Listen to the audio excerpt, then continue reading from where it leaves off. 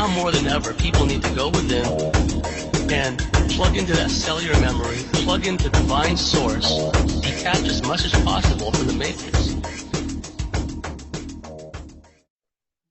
Hello again, everybody. This is James Bartley, and you're listening to the Cosmic Switchboard Show. Today, our very special guest is Tom Montalk. Tom Montalk is the author of Fringe Knowledge for Beginners, Discerning Alien Disinformation, and Transcending the Matrix Control System, Volumes 1 and 2.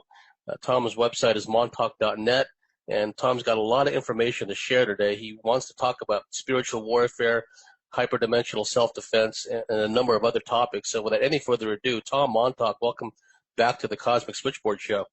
Hey, thanks. Glad to be back. Glad you're here with us, Tom. The subjects you wanted to talk about today are key because a lot of people out there are finding their way. They're just coming to grips with the fact that, you know what, I do seem to be at the center of someone or something's crosshairs. There's been a number of experiences in my life, inexplicable, unable to put them in any kind of a normal context. So these people are kind of groping around in the darkness, and your information is so timely and so topical. So please, whatever you want to share about the spiritual warfare aspects and how to defend oneself, we'd love to hear it. Yeah, it's a huge topic because, when I was a kid, I had my own alien experiences. And at the time, I didn't know what they were. And actually, for the longest time, I forgot about them because, as we know, these forces have a way of being able to sequester your memories in other parts of your mind, right? So it wasn't until I started researching the alien subject when I was 13. I got a library card, and I read every UFO book in the local library. And it was a pretty decent library, too. That's when I started recognizing, hey, wait a minute, I remember this from when I was a kid. Like the whole fear, like a horrible fear of owls, which has to do with a screen memory that they implant. And there's some visual similarity between the eyes of like a white owl compared to the eyes of a gray, for example. And that really freaked me out when I was a kid. But yeah, so after researching it and after starting to write about these subjects online and communicating with people, networking with them, starting to share different data points, I noticed I started getting a lot of weird interference in my life, like things that were just uncharacteristic, like waking up in the morning with strange UFO dreams, having bruises on me, scratches, my mind being discombobulated, having thoughts and compulsions in me that weren't there the night before. It's almost like something was done to me during the night that was intending to somehow influence my behavior in a negative, self-destructive way that would keep me from communicating with these people and sharing this information. And the number of people that I've talked to over the years that email me continuously, many of them have mentioned experiencing the same thing. And that's only the tip of the iceberg as far as how deep the manipulation can go, right? And I'm sure, James, you're kind of familiar with some of these phenomena yourself. Oh, yeah, definitely. Yeah, so I want to launch right into the principles of spiritual and hyperdimensional combat. So I have an article on my site called The Art of Hyperdimensional War. And what that article is, it's just this, bare bones outline of many of the things that I learned from direct everyday experience dealing with what seems to be non-human levels of interference, on your psychology, on your emotions, on your health, your network relations. I used to run the Noble Realms Forum for about 4 years between 2004 and 2008. And that was kind of a sandbox for dealing with, people would call them trolls, but it was more than trolls because it seemed to be like I was playing chess with an invisible opponent that was using different forum members in extremely, extremely clever and timely ways to cause the maximum amount of damage to my reputation, to friendships, things like that. And I learned so much from the way people can be manipulated and so on. And even after these events would happen, a lot of these people would write to me and they would say, I scared myself, the way that I thought, the way that I felt, the way that I reacted. It's almost like something took a hold of me that was 100% out of proportion to, what the trigger was. It's almost like they were a pre-cocked trigger, a pre-cocked spring that was just ready to go off, at that exact moment, to cause this huge chaos. And funny enough, over time, I started noticing when these flare-ups on the forum would occur, and they would always tend to occur around the same time of the month. It would shift a little bit by each month. And I noticed that there were cycles to it. Some of it I linked to the moon cycles, for example. And after I started researching occult lore about, the moon and its influences, I know David Icke's written a book about the moon that was pretty interesting. Many people have written about how the moon being an artificial satellite has, very funny things about it. But things about the moon actually go back hundreds of years in occult lore about how it has an influence on our own subtle energy fields. Almost like, I think, Gurdjieff, he made an analogy about how the moon was almost like the spring and the pendulum of a mechanical clock, and how it pulls our strings, we're not literal strings, but psychological, etheric, astral strings, into engaging in mechanical reactive behavior that ends up feeding some sort of a subtle energy economy that is being run by non-human beings. And this is stuff that esoteric masters and mystery schools have known about for, thousands of years. So that was only a small component that kind of clued me into the manipulative nature and the intentional nature behind a lot of this interference that was going on. All right, so what I did recently was I actually looked up a lot of war literature, like the principles of war, the psychology of war, Sun Tzu, Karl von Clausewitz, and so on. And a lot of these principles of war, I realized, applied to what these entities were doing. And by entities here, I'm talking about alien factions. I'm talking about black ops, military abduction factions, and I'm talking about even just what some people would call dark ghosts or demons, for example. So these types of forces, which I've had a lot of personal experience with, and I know hundreds of other people who have experiences with these things as well. These forces, they seem to use a set template for dealing with people, and it's somewhat customized to each person, but it's also kind of universal across the board. And the great thing about that, though, is that once you learn these principles, you can learn to spot them and how to counter them, right? So just right off the bat here, I've got 9 principles of war that apply to occult/spiritual combat. They include things like gathering intelligence, psychological warfare, attrition, the element of surprise, the importance of keeping up momentum, simultaneity, agility, efficiency, and leverage. So James, if you want, I can just go through these if you want, and I'll give some examples and how to deal with each one. All right. Please. So let's start with the first one here. The first principle of intelligence. Basically, it means know your enemy better than they know you, and actually know them better than they know themselves. So the problem with that one is that's not a problem for aliens at all. For one, they have cloaking abilities. So, for example, like right now, if I had a pet, if I had a cat, she might be able to sense the presence of some sort of a being here in the room.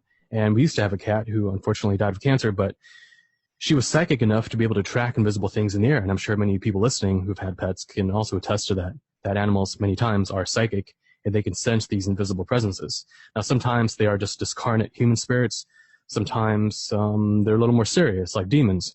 And on rare occasions, they might actually be alien beings. So, if they have cloaking abilities, then obviously they can see what you're doing. They're also extremely psychic.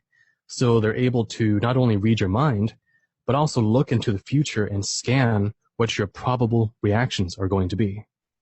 They can look into your mind and they can profile you and everyone around you. So they know your strengths, they know your weaknesses, and they know when you're going to be the weakest, which plays into their timing about when they're going to, try to pull something. Now, in my experience, demons are not as talented as aliens are. They're more like your average street thug versus some sort of a high-level white-collar criminal, which is what aliens are more like. So demons, from what I can tell, some of them can read your mind, but a lot of times they can't. But what they can do is they can hear what you say out loud. So if you are involved in any major projects, you're going to start any goals and dreams, a lot of times it pays off to not tell too many people about it, kind of keep it to yourself unless the person needs to know. Because the more people you tell, the more chance there is for these forces, especially the more mischievous forces like demonic beings, to hear about it and then realize there's a good opportunity there to trip you up. So even amongst esoteric schools, there's this principle of silence. They say that silence has power. And I think the reason why that is because the more people you tell, not only are there more people that might doubt you, which itself has a kind of a psychic interference component, but there are forces that, kind of make a sport out of tripping humans up and causing as much suffering and carnage and disappointment and, loss of hope as possible. So that's the element of intelligence, Just the idea that they can profile us and know our strengths and our weaknesses and when to attack, right? So the next principle is psychological warfare, which means influencing what the enemy thinks and perceives in order to manipulate his behavior and pre-program his reactions. Now, the funny thing about this one is when the military does it, they just do it through propaganda and scare tactics and so on. And that's because the military is limited in what intelligence it can gather and what access it has to the enemy. But aliens, on the other hand, we all know that they have abduction abilities. We know that they're psychic. We know that they're telepathic. So their level of psychological warfare is way, way beyond what the military can pull off. I mean, I'm talking here about the mainstream military, not like Black Ops, shadow factions, which do have a lot of these same abilities aliens do. But for example, aliens can abduct you or do a night visitation where they kind of hover over you, and they telepathically interface with your mind, and they can induce post-hypnotic commands. Now, what these are is they're negative programs that they can lodge into your subconscious that can also be programmed to activate either at a certain time or in response to a certain trigger. Okay? So what happens then is if they want, what they can do is they can profile multiple people, figure out their weaknesses, they can visit them at night or whenever they're being mindless, and telepathically insert a subconscious command that causes them, let's say, to trigger each other. Like one person is triggered to say something, and the other person has been pre-programmed to react to that in the worst possible way at that time. Okay? And while that event is happening, another ability that aliens have is real-time telepathic pressuring. So there's this window of opportunity, let's say it's 1 minute or 15 minutes or an hour, where this event can happen, where the maximum disruption would happen. And during that time, not only are both parties or even multiple parties pre-programmed to react in a certain way, but the alien being or multiple beings can watch it telepathically and influence it telepathically in that moment to add even more pressure. So that's a lot of leverage that these entities can have for manipulating people's social networks and friendships and so on. Which can be a big deal. Like let's say someone has a book deal or came up with a free energy invention and wants to share it with the world, and they just made a relation with an awesome investor who's going to fund their dreams. Well, it's very easy to break that up if that's forbidden. It's very easy to cause a major blowout between the two where both parties don't even understand what just happened, but it did, and the deal's off. The book never gets published, the technology never gets out, and that happens so many times it's not even funny.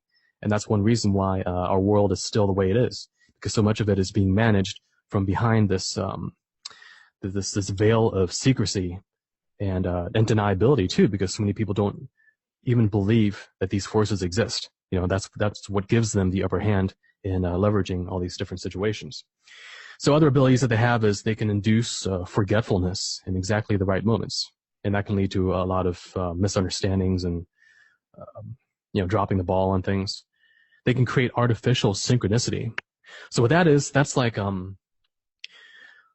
imagine getting 3 or 4 different people in the same day coming up to you by email or on the street, or someone phoning you recommending to you, let's say, the same guru or the same book, and you wonder, wow, so many different people are coming up to me telling me these things. Maybe it's a sign from God that I should pursue it, or maybe it's a sign from the universe. But what these people don't know is those individuals that were coming to them were being manipulated by none other than just non-human, well, actually sometimes even human beings, who have telepathic powers. And here I'm talking about Black Ops, shadow military factions, which I can talk more about in a bit. But it's all part of the same sphere of these superhuman, super technological, super psychic entities that most people don't even know about, that seem to be pulling a lot of the strings here in the stage that we call, the real world. Now, on a mass scale, aliens are also capable of waging psychological warfare by disinformation. And my book, Discerning Alien Disinformation, which is also an article series on my website, which is free for anyone to view, it goes into extreme detail about examples of all the disinformation that the alien campaign has been waging over the past 20, 30, 40, 50 years. And I outline example after example and all the major principles that they use. And once you read it, you can start recognizing it in so many of the popular UFO books that are out there, or, channeling sources, different kinds of opinion leaders and abductees. A lot of times abductees are actually mouthpieces for the forces that have been abducting and programming them. So, a lot of times you can't really take what abductees and contactees say at face value, because they're just relaying what aliens have been telling them. And aliens aren't so dumb and innocent that, they're going to be upfront with everything they say, right? I mean, everything that they say is pre-calculated to have a certain effect. So a lot of that has made itself into abduction literature, UFO literature. And a lot of people kind of take it at face value because it's like, oh, it's just data. You have these couple hundred different abductees saying the same thing, so therefore that's what the truth is. Well, not necessarily. A lot of it is a smokescreen being intentionally put out by these alien forces in order to mislead the public and to build a kind of perception of the alien phenomenon that's not entirely true. A lot of it is also viral marketing to build up people's expectations for an eventual alien reveal, like a disclosure event. So, so that's what I outlined in my book, Discerning Alien Disinformation. All the different ways that people are being deceived, all the different lies that they're being told, in order to prepare the public to wrongly deal with an eventual disclosure event when it actually comes. To think that aliens are more positive than they actually are. I mean, some of them are positive and some of them are more negative, relative to our own interests. But in my opinion, I think the first ones who will be showing up will be the more negative groups, because they don't follow the law of non-interference. So they're the ones who would jump at the chance to come here when the time is right, and basically try to take over in an overt way and kind of seal the amount of control that they have over our society. But in order to even pull that off, they have to wage psychological warfare on a mass scale. But like I said, it also applies on an individual scale in terms of post-hypnotic programming, real-time telepathic pressuring, forgetfulness, and artificial synchronicity, in order to influence your beliefs and your decisions and your behaviors that would be advantageous to them. All right, so that's the second principle, psychological warfare. The third one is attrition, which means weaken the enemy over time until his defenses are down. And that's an interesting one, because there's this occult law having to do with free will, which basically means these forces that are outside of space-time, that aren't 100% anchored here and physical, like your next door neighbor might be, they seem to follow this law of free will, which means that they can't violate your free will just outright, but they have to bypass, they either have to get your consent, or they have to bypass your spiritual protections one chunk at a time until, 10 chunks later, finally your defenses are fully down, and boom, they can get you the way that they want. And by get you, I'm talking about suicide, actual murder, human mutilation, permanent abduction where a person goes missing, they're never seen again. These things have happened, okay? But when you look at these cases, they only seem to happen after a multi-step process of weakening, or let's say the person willingly giving away their free will by inviting these forces into their lives, or getting involved in really shady things like, dark occult satanic practices, or taking too many drugs and so on, which can scramble your aura and weaken your spiritual shield. Now, okay, so getting back to the topic of attrition, some of the more common ways that they do it is, going back to the topic of post-hypnotic commands, think about what would happen if every night for 1,000 times you were told in your sleep that you will never see anything good about the world or others about yourself. You will only see what's ugly with the world. Imagine if that happened day after day, year after year. Can you imagine that grinding down your subconscious and your will to be a positive person?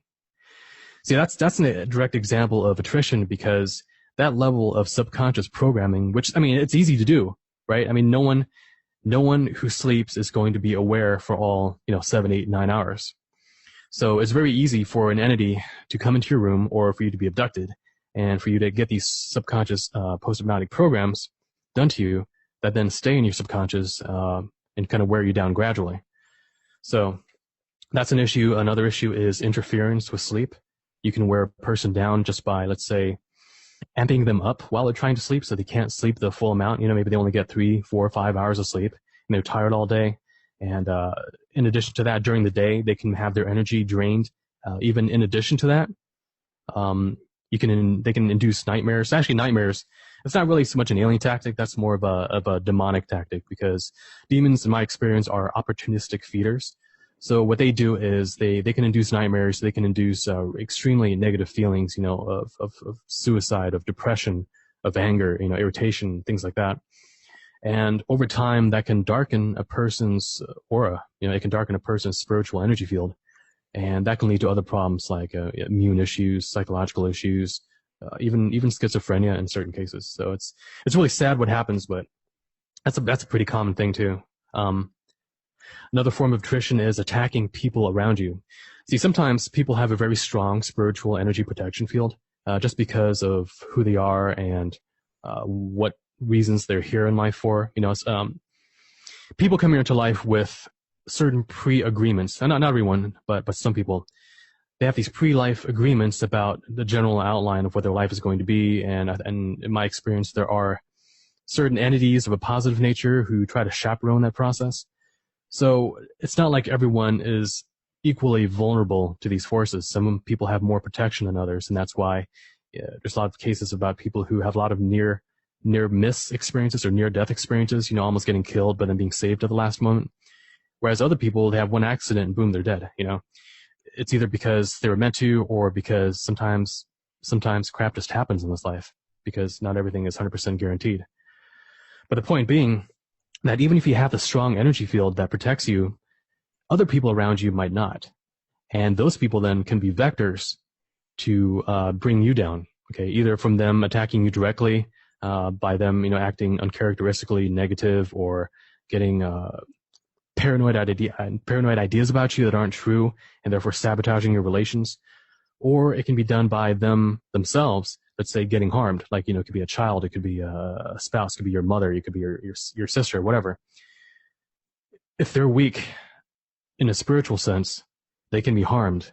And because of your relations to them, that then can backfire on you as well, because then you get dragged into it because you love them and you have to care for them. So there are these links between people, and anywhere along that chain, these forces can yank it and therefore get back to you. Okay, so that's another form of attrition. But the point being that all these things that happen, they happen through a multi-step process where it begins with a little bit of attrition, like a little step, a little thing that brings you down. And then if you accept that, and if you let yourself get weaker, then, it's even stronger next time. And after that, it's even stronger. And eventually, before you know it, you're in this downward spiral of depression, letting yourself go. You're losing your health, you're losing your sleep, you're losing your spiritual balance. And then, it can get to a point where either you do yourself in, or you're weak enough that some major accident can happen, or something like that. But the point is, if you can spot this process happening, then you can stop it in the very beginning, so it never ever gets to the point where these forces then have enough leverage or enough free will taken away from you where they can, do their final coup de grace and take you down. So that's why it's important to kind of watch yourself and make sure you don't actually let yourself slip away into a downward spiral, because that's what attrition is all about. It's a process of gradual weakening. And you can take steps early on to boost yourself back up and kind of get back to that safe zone. All right? So that's attrition. The fourth one is the element of surprise, which means attack when the enemy is weakest, when they're off balance, when they're least prepared, and most of all, when they're not expecting it. And what this does is this creates a window of disorientation that the attacker then can exploit. Now, the worst attacks tend to happen when you're tired, when you're discombobulated, when you're amped up, when you're already irritated, fuzzy-headed, and off balance. And these forces, they have methods of inducing these things. And I don't know if it's all telepathic or if it's technological.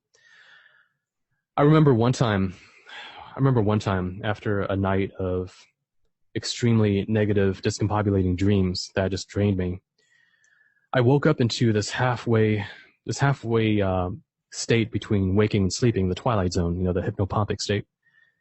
And I noticed there was all this clicking going on in my ear. It's a form of tinnitus, but for me, it only happens occasionally, so it's not like a regular ear dysfunction. It's very specific. And in that state, because I'm mildly psychic in that state, I decided to focus in on what the source of this clicking was. And what happened was I immediately popped into what seemed like an underground base room. It was a military base, actually. It had square walls, painted with cinder blocks. And there was this guy sitting in a chair reading a hypnotic script, reading commands to a group of what seemed to be 3 psychics who were in flotation tanks. Somewhat like in that movie, what's the movie? Minority Report. It was featured in there. Yes. Okay. And so that's what it popped into, and these psychics were repeating what this guy was saying. And my impression was that they, with whatever this force was, these 3 psychics in these flotation tanks, the other impression I got was that they were being chemically enhanced to be more psychic than they actually were, naturally. Okay. So it kind of reminded me of like those satellite arrays where they got multiple satellites to, scan the universe and things like that. But the point being that, these 3 things, they seem to be focusing in on me. And I suspect that perhaps they were responsible for some of these negative dreams that I was having earlier in the night. So my natural instinct was to try to cut off that connection as quickly as possible and put up a shield to reduce their influence over that. And then later in that day, because of these dreams, and I was so discombobulated, on my forum, funny enough, all hell broke loose. Like multiple people were going crazy on each other, just creating the maximum amount of chaos. And these were things that had been building up for days, right? So it's funny that on the very morning that I needed to be at my best, because I was the sole moderator, I was the sole administrator of the entire forum, on that very morning that I would have this experience leading up to that, okay?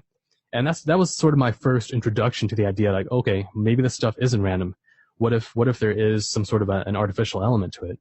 And that's when I started logging these things, figuring out the cycles, asking people like, okay, let's debrief here. Like, what did you actually feel? Like, what made you react this way? And some of them, actually a lot of them were scared of their own reactions. They felt like they hadn't been feeling right the past couple of days. Like multiple people simultaneously within the same time period were feeling like they were being overcome by this external force that was applying a huge amount of pressure. Okay. Now, in that case, because that experience happened that morning, I was somewhat expecting something to happen. And because of that, the things didn't fully get out of control, but they could have very easily. And from that point onward, I made it a point to look at my dreams, look at my different other precognitive indicators to figure out who would cause a problem, when it would happen, what it would be about. And based on that information, so many times I was able to head off these manipulated, orchestrated blowouts before they would ever happen. And people were absolutely stunned that I called them out on it before they even, were triggered. They're totally surprised that I figured out what they're up to before they gave away any sign of it. And that's because of these precognitive indicators that I was able to assemble and look for and watch for and figure out, what was going to happen. Okay. But the element of surprise, if I didn't expect it, all that stuff would have gone off without a hitch. And, it would have had very bad consequences for a lot of the projects and friendships and, information sharing that came out of it because of me looking out for these these attack events, which didn't end up coming to fruition, due to vigilance on my part. All right, so that was the element of surprise. It's very important for these beings. They tend to attack you when you least expect it, where you least expect it, in the way that you least expect it. But if you have good intuition, if you pay attention to your dreams, which can be precognitive a lot of times, then you can kind of get a heads up of these things and expect it, and therefore keep it from happening. So now let's talk about another one, the element of momentum.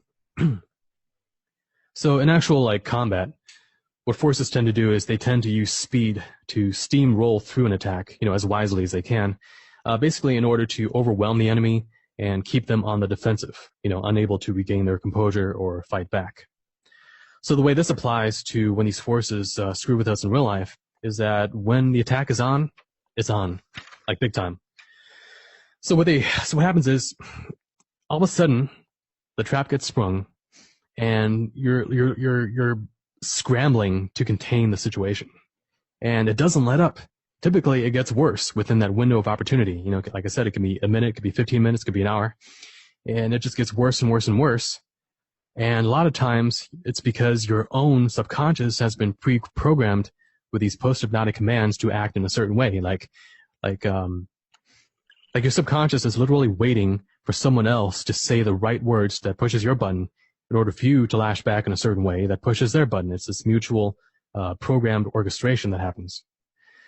And so when this kind of momentum starts building up, the only thing you can really do is practice self-awareness and self-control. Like you have to be aware that it's happening, and you have to kind of get a grip of yourself and bite your tongue if you have to, okay? Because ultimately you're in control of your own reactions if you want to be. And through your own reactions, you can control the situation. You can't control them, but you can control your reactions. And if you don't give them the triggers that they need to make the rest of this orchestration work, then the entire thing falls apart. Okay, so that was another method that I used on my forum. You know, I knew when certain people needed a certain trigger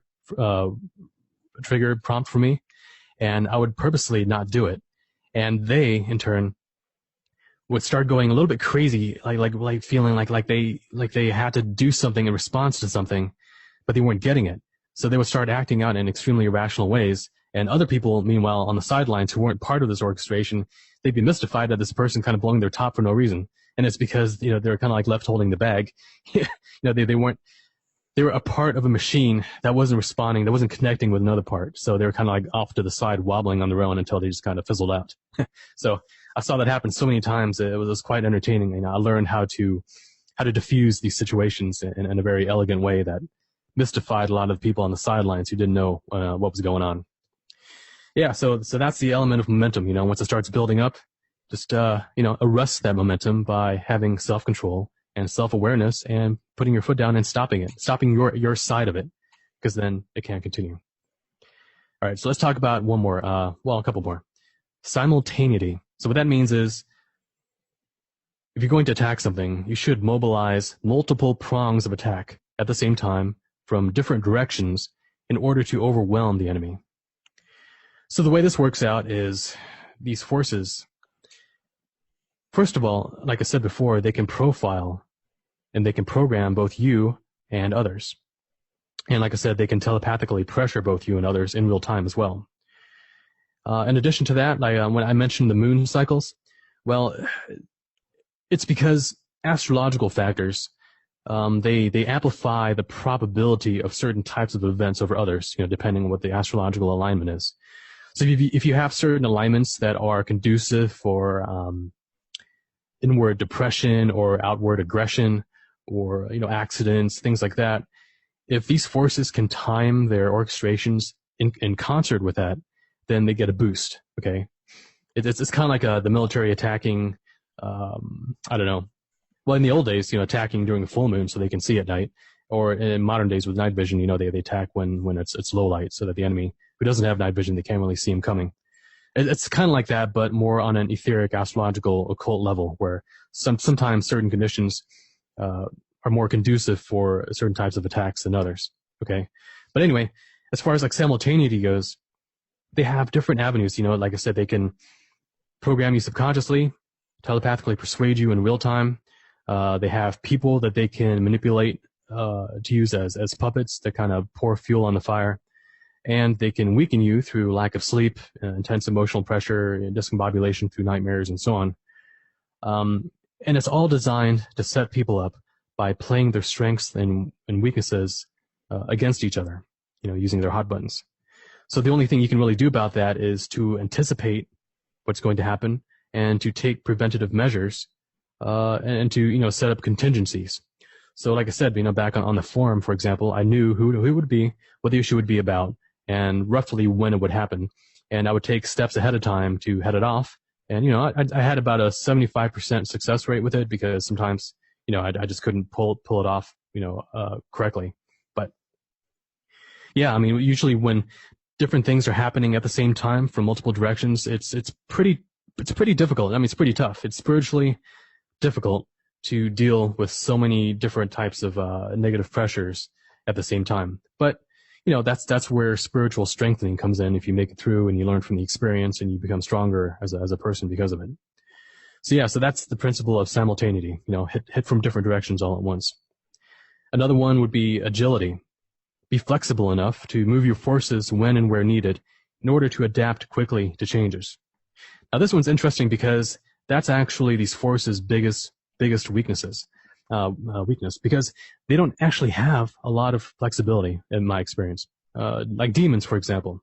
Demons are kind of lowbrow in that they tend to apply the same template over and over again to different people across the board. They're not very flexible. Now, some have theorized that these demons, these entities, they're outside of time, and so therefore they don't perceive time the same way that we do. And a lot of times they're not as quick to react to changes. Okay, that's one theory. The other theory is that, for example, if it's gray aliens that are in charge of orchestrating these things, well, we know even from abduction experiences and reports that grays are very hive-like. They don't have a lot of capability of being flexible and thinking on their own and responding in an impromptu manner. There's this chain of command that they look up, and it takes time to get orders back, and how to proceed. So, like with abductions, for example, when something goes wrong, the abductee isn't fully paralyzed or starts resisting, a lot of times the abduction ends right there, which is interesting because you'd think, okay, here we are, these 3D human beings without any advanced technology, and here they are, these whatever they are, whether they're from the future or whatever, but they've got technology that's way in advance of ours, and we end up doing something as an abductee to end the abduction right there. It's almost like we have more power than them in that moment. But I think that all that is because we're reacting in a way that hits them at their weak spot, which is their inability to respond flexibly and quickly to change. Maybe it's because they're too cerebral and too over analytic, and they can't deal with that. Or maybe it's a free will factor. Maybe when we resist and show our will, they have to call it off in certain cases. But whatever the case, yeah, I mean, it's better for us ourselves to use our strength of agility, meaning that we can respond quickly to whatever these orchestrations and attacks are. Like I said back on the forum issue, it was my ability to predict and respond to these things in real time that allowed me to diffuse them. But these entities, in turn, weren't able to respond quickly enough to me changing. So therefore, the moment that I did, a lot of these things just kind of fizzled out right then and there.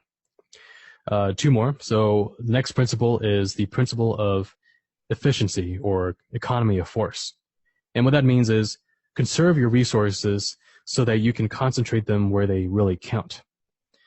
And that's not actually something that they necessarily do other than timing their attack within a certain window where we are weakest. But this is more applicable to how we can respond to that. And what I mean by that is this. Vigilance is the number one weapon that we have to prevent ourselves from getting manipulated by forces that we are not fully aware of. Okay. The problem is you can't be aware and alert 24/7. It just takes too much energy to be that aware and that alert all the time.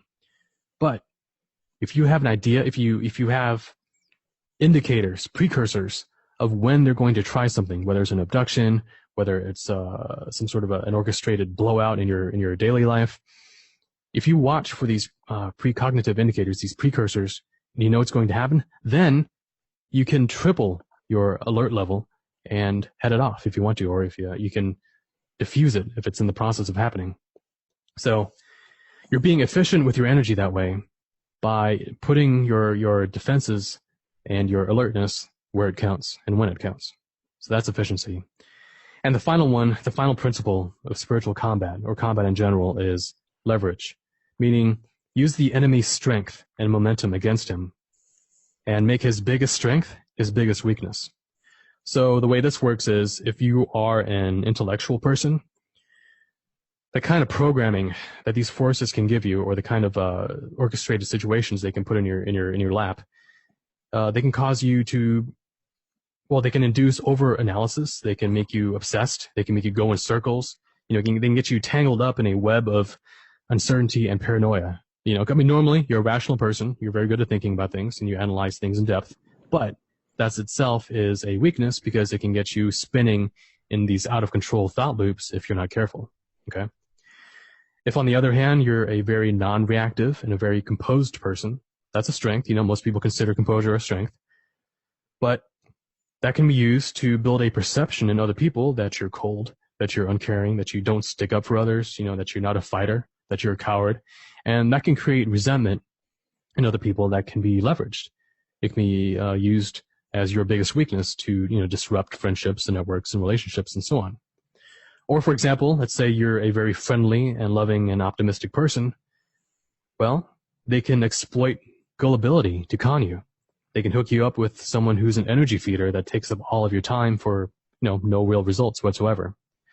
So what I would advise people to do is I would advise you to just get a piece of paper and list out all your strengths and all your weaknesses and really ponder on how your strengths can become your weaknesses.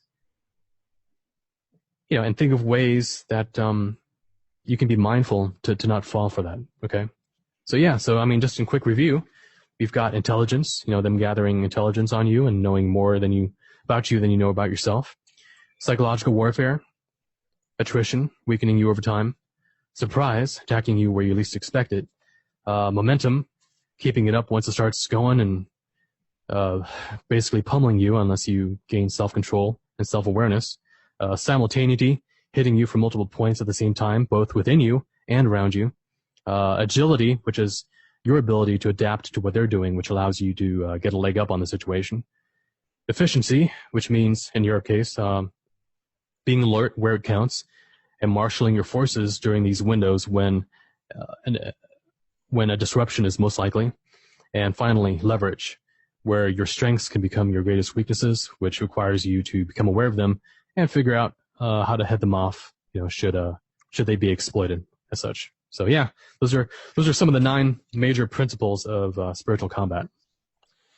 Yes, and the points you made are really applicable to the lives of people like us who have these experiences, Tom, because I'm thinking of like the attrition aspect, how you just get grinded down from all these different directions, the simultaneity of the attack. So car problems, the sudden thought pops into your mind to drive to some place and you run over a nail and get a flat tire, and then all these things, and then different people in your life and your personal network and your family networks start getting triggered and activated to chip away at your self-worth and be a big distraction.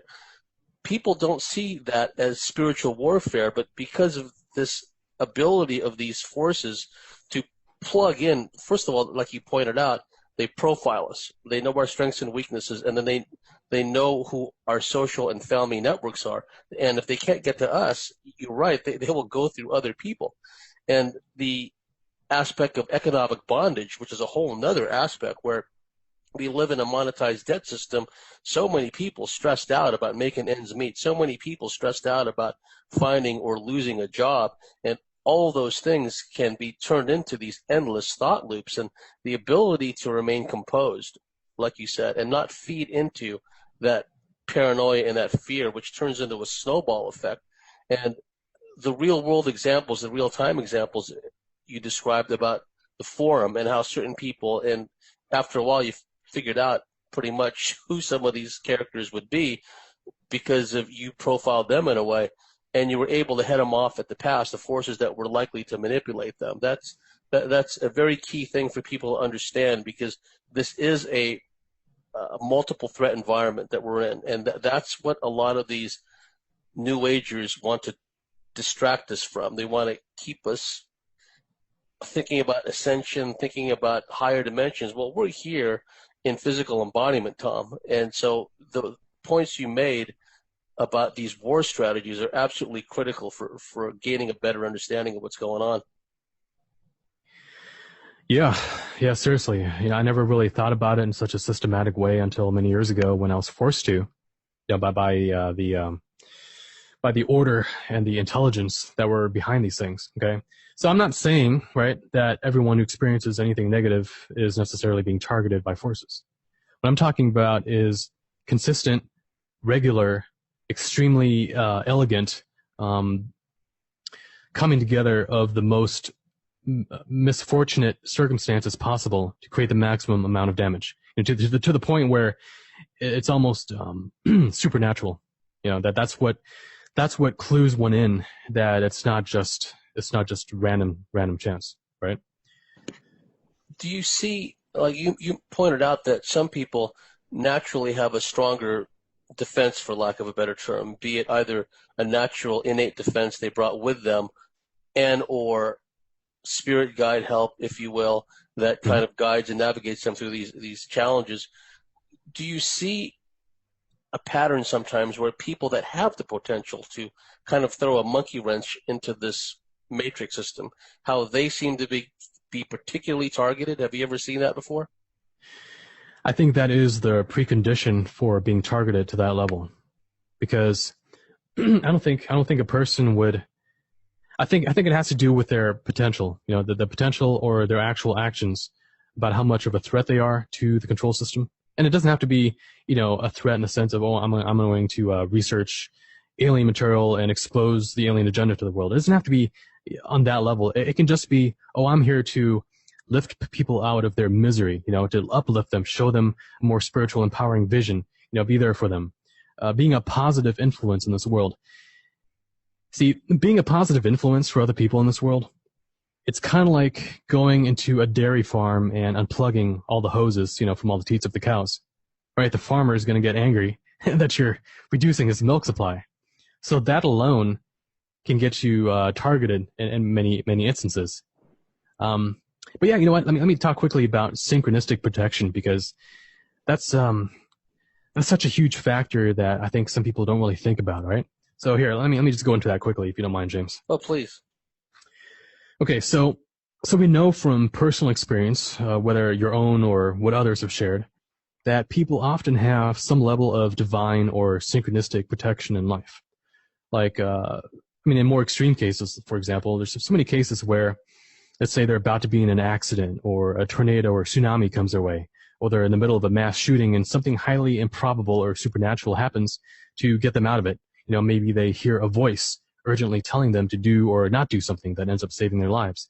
Maybe the shooter's gun jams, even though it's the type known for being ultra reliable, and almost never happens.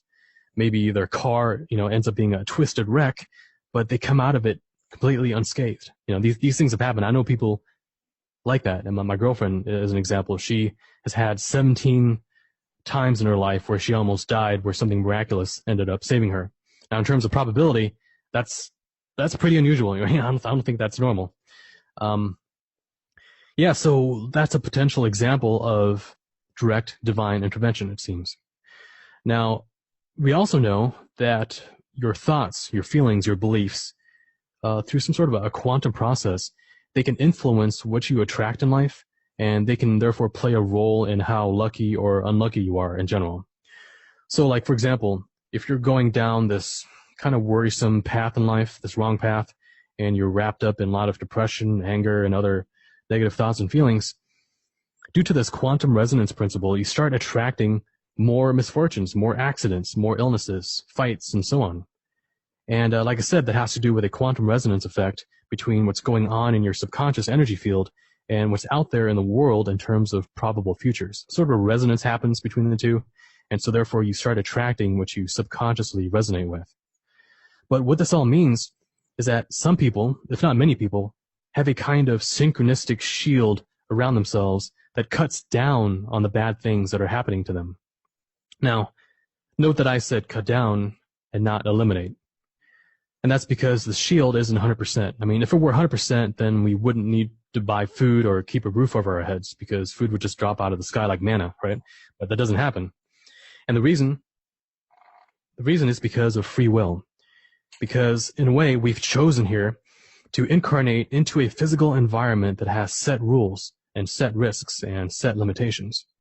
And these rules can be somewhat bent, but unless you're an enlightened spiritual master, you're not going to break them like Neo in the Matrix, okay? Especially not consistently.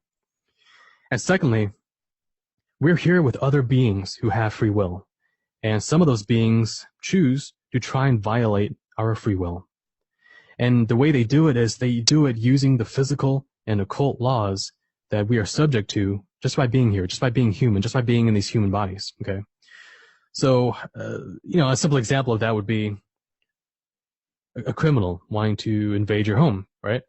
He can do that because the laws of physics say that, okay, if you open a door, you walk through, shoot a gun, it injures a person, kills them. I mean, those are the laws of physics.